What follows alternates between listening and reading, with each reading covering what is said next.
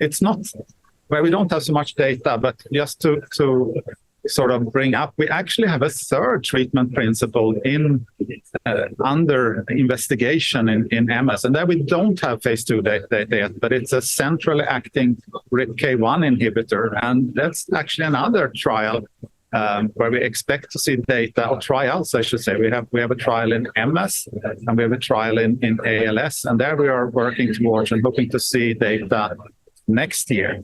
So that's yet another treatment principle, and it's again what we call first in class. It is the first time we will investigate this treatment principle in both MS and ALS. So that will be an interesting new data for the scientific community next year.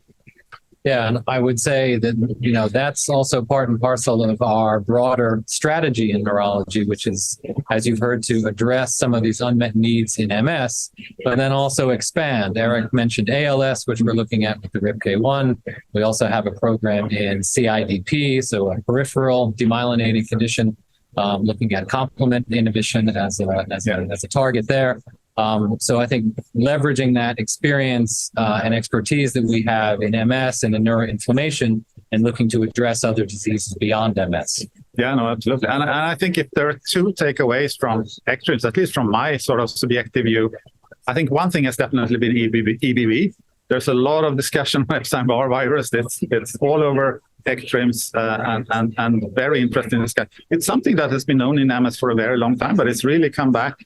And a lot of new science, a lot of excitement. I think the other aspect is that there's a bit of sort of merge of two fields. There is a lot of discussion on neuroinflammation in relation to neurodegeneration, particularly in progressive MS at this meeting, but also sort of the other way around, that looking at treatment principles for neuroinflammation and applying on neurodegenerative diseases, and actually goes beyond ALS. It's also for diseases like Alzheimer's, Parkinson, and so major unmet needs.